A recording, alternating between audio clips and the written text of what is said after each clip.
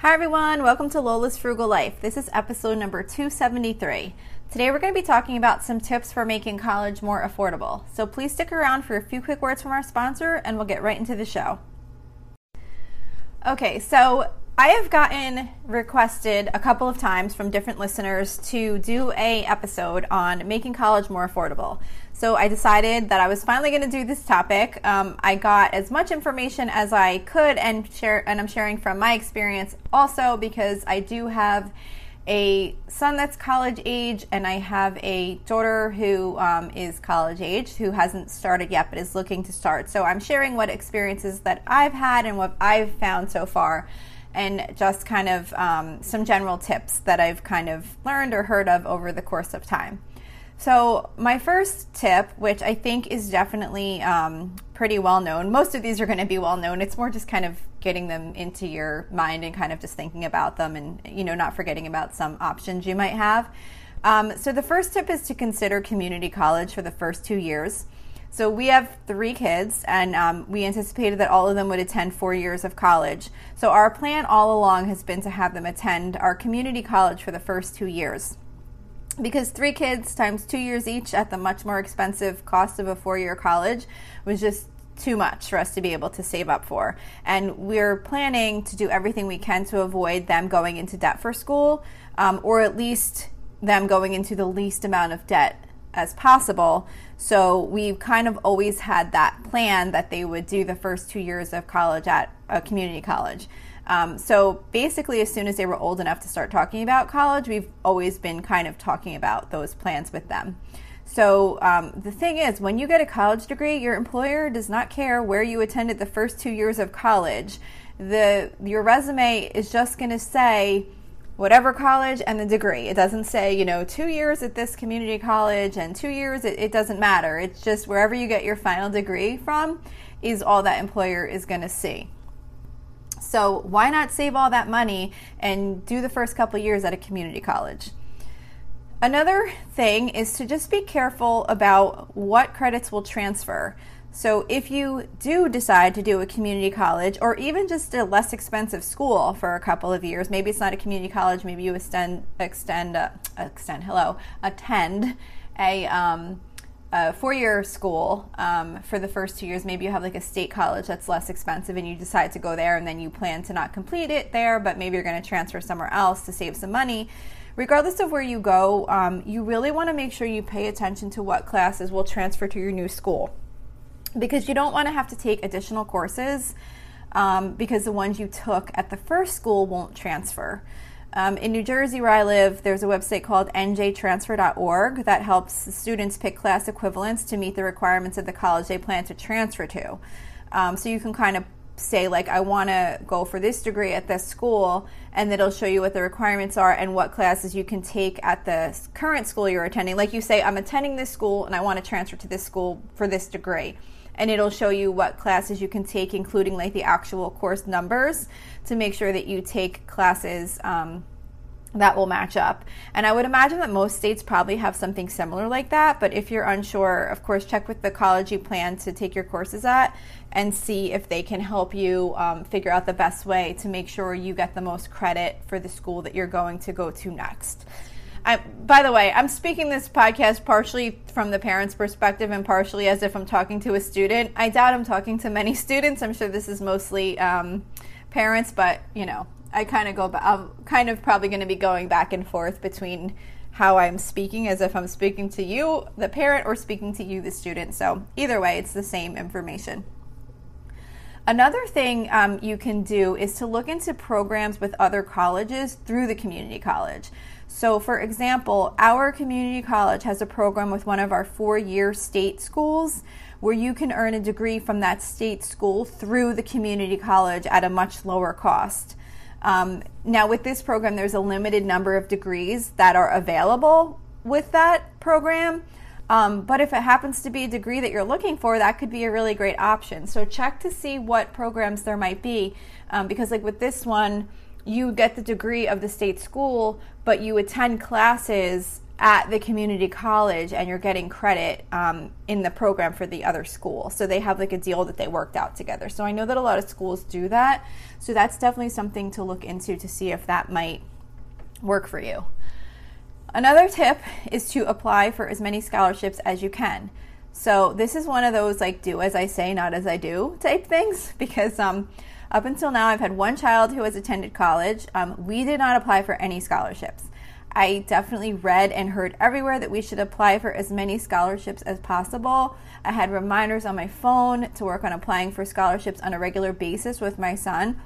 Every time I looked into scholarships, I felt totally overwhelmed and thought that some of them were so specific that I would be spending so much time applying for ones that he would likely never get. However, I think if I had more guidance on how to do this, it would have definitely been a great thing to try. At the time, my son was about to start community college at a relatively low cost, and I wasn't super concerned enough to put in the effort to try and get those scholarships. So if you're feeling this way about scholarships, I would definitely suggest talking to a school guidance counselor or college financial aid office to see if they can kind of help put you in a good direction on what scholarships to start with, because doing it on my own, I definitely felt a little overwhelmed and then I just kind of avoided it. But if you can get some free money to assist with education, why not? Another thing is make sure to fill out the FAFSA. So if you're not familiar, the FAFSA is the free application for student financial aid. The first time I had to complete the form, I was definitely intimidated, but it really wasn't hard to do at all. You can save your progress, like you file it online, you can save your progress if you need to find information like a bank statement or something like that.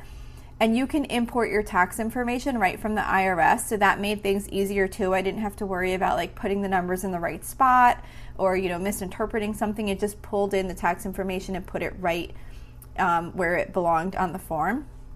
And the reason it's important to complete the FAFSA is because it's required for students to be eligible for certain grants, scholarships, and loans. So while you might not think your child will need or qualify any of those types of financial aid, it's still best to just complete the form just in case, because it would be terrible to not qualify, especially for like a grant or a scholarship, just because you didn't fill out the form. And the form is something that you need to complete annually.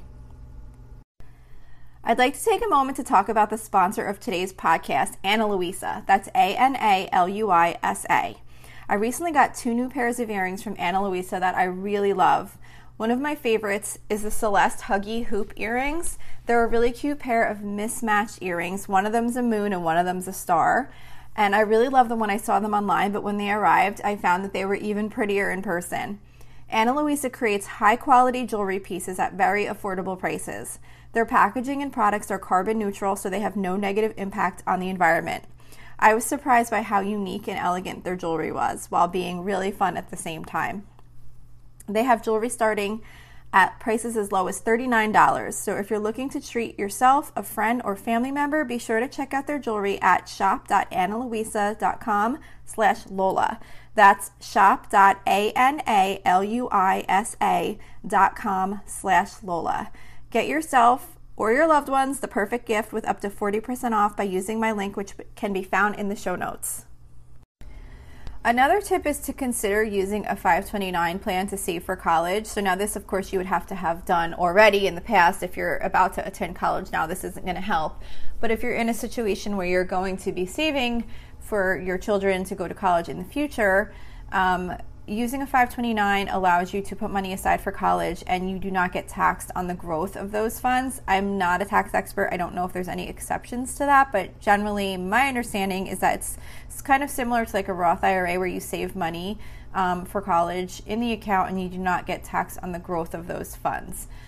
So say you put $1,000 in the account and that grows to $3,000 over the course of time, you won't be taxed on that $2,000 of income that you earned as long as you use that money for education expenses. And it doesn't have to be specifically for college. It can be used for private schools, trade schools, etc. The only thing I can say about a 529 to be really thoughtful about is making sure you get the money out to pay for education, like to really plan that and don't kind of hold it aside. At least that was my experience, unless you're definitely certain you're going to be using it. So for example, when my son started school, rather than pull the money out of the 529 account, I thought it would be a good idea to just let that money sit there for when he transferred to a more expensive school. So he was going to community college and working part-time and paying the cost of his school. So I just said, you just keep paying for what you can and we'll keep the money in the 529. That way, once you go to a more expensive school, we have all that money sitting there. Well, it never occurred to me at the time that he might decide not to continue with traditional college education, and that money would potentially not be needed in the future, and we'd have a hard time figuring out how to get it out because we wouldn't have as much college expenses as we thought we would. So he has since decided not to continue the path I thought he would, and I now have this money sitting in the 529. So fortunately, I can transfer that to my daughters, who will hopefully use it. But had I thought about it earlier, what I would have done is, even though he was paying for the cost of the college out of working part-time, I would have still used those expenses that he incurred to reimburse ourselves for the money that he spent and pulled that money out of the 529 account, and I could have just put it in a regular savings account to set aside for him for future college costs rather than let it sit in that 529 account, because you have to show the education expenses within a 1 year period. I think it's in like the tax year. There might be like a little bit of overlap, but when you can make the request, like say if you pay something in December, you can request it like a little bit into the next year, I think. But either way, it's not like I could go back to the first 2 years that he paid and then go back and request that after the fact. You can't do that. So I really should have just, as soon as we started having education expenses, I should have just started pulling the money out of the account to cover those and then just put that money in a separate savings account to save for his future, rather than thinking that we would definitely have these additional education expenses in the future that money would be used for. So, it depends on your situation. Of course, if you are certain that you're going to be using that money in the future, then that might not be a bad idea. But just really consider if you might end up in a situation where you're not going to have additional education expenses in the future, and maybe you might want to try and get it out as soon as possible on earlier education expenses. Because if you have to pull the money out, say if you aren't going to have education expenses and you decide you're going to pull the money out, you're going to get taxed on that money, and then you're also going to have to pay a penalty. So it's important to really plan as best as you can to make sure that the funds will be used on education. Another option is to work part-time. So I know that this is not for everyone, but working part-time can be a great option while attending college. My son worked part-time while attending community college. I set up a budget with him so that he had a certain amount of money for personal expenses, gas, car insurance, etc. And then whatever was left after the cost went towards college. So by doing this, we were able to keep what he had saved for college to help him when he transferred to a more expensive school. And like I said, I should have pulled the money from his 529 account when we had the expenses to show and put it in a regular savings account. But the point was that basically he was able to cover the cost of his tuition without dipping into his other college savings that we had saved up for him. And we had agreed that we would cover any shortfall he had each semester when the tuition was due. So it's not like he was under a tremendous amount of pressure to work enough to pay for the whole bill, but it was more just being mindful with his money and making sure he put aside everything available to go towards that college, expense. You can also consider looking for a job with tuition assistance. If you're not committed so much to whatever, if you are working and you're not super committed to the specific company or field that you're in, a lot of jobs do offer tuition assistance for their employees, and that can be a great way to get some of that college costs covered. They usually have maximums, a certain dollar amount per credit and then maybe a certain dollar amount per semester. So you might have to kind of manage that to get the most you can. Maybe you do, you make sure you have enough savings for the difference, or however you want to manage that. But it's always a good option if you want to maybe see if you can get an employer to help pay for the cost of college. Another option is to take less classes. This kind of depends. It kind of goes along with working part-time. Like if you're working part-time, you might want to consider taking a lighter class load just because of the fact that you are working also. But even if you're not working part-time, if you can only afford to pay for 4 courses instead of 5, why not maybe consider taking 4 courses? Then it allows you to spread out the cost over more time, allowing you to save up more for additional, save up additional cash for more courses in the future. Yes, it will take longer to complete college, but if you're trying to keep the cost more manageable and you don't want to go into debt, this could be a good option. If you're staying on campus, this might not be the great idea because there is the cost of housing to consider, but I would say if you're commuting to college or if your child is commuting to college, it might be a good option to spread the classes out over a longer period of time to allow yourself a little bit more time to save up the money to pay the cost of those classes. Another tip is to consider living at home or off campus. I understand that it's very important to some people to have their kids have that college experience. I personally commuted to college, so I don't really know what that experience really was, but I can tell you that I do not feel in any way like I missed out on anything by not going and living on a college campus. So if this is not something personally particularly important for you and your family, definitely maybe consider living at home or at least in a less expensive off-campus location, because this can save so much money. The cost of living on campus adds so much to the bill each semester. I haven't personally had that with my children because I haven't had anyone live at campus yet. But I've seen the costs when I reviewed the cost of colleges, and it's definitely a big additional expense. And then my last tip about making college more affordable, which isn't really college, but my tip is to consider trade school. So trade school is a great low-cost option for those who are interested in training for certain careers. Like I said, my son was going to community college for 2 years and just decided that it really wasn't for him. He is a really smart kid, but he just was not really interested in any particular path. And he had a lot of different ideas, but he wasn't really excited about anything in particular. And he was just kind of going and didn't really have like something like an end goal. It was just kind of going because he was supposed to go. So one day I was browsing through the catalog for our local vocational school and showed him an apprenticeship program that they had for becoming an electrician, and he was immediately interested in it and started asking for more information. And it was the first time I had seen him have like a really strong interest and be really excited about a particular career path.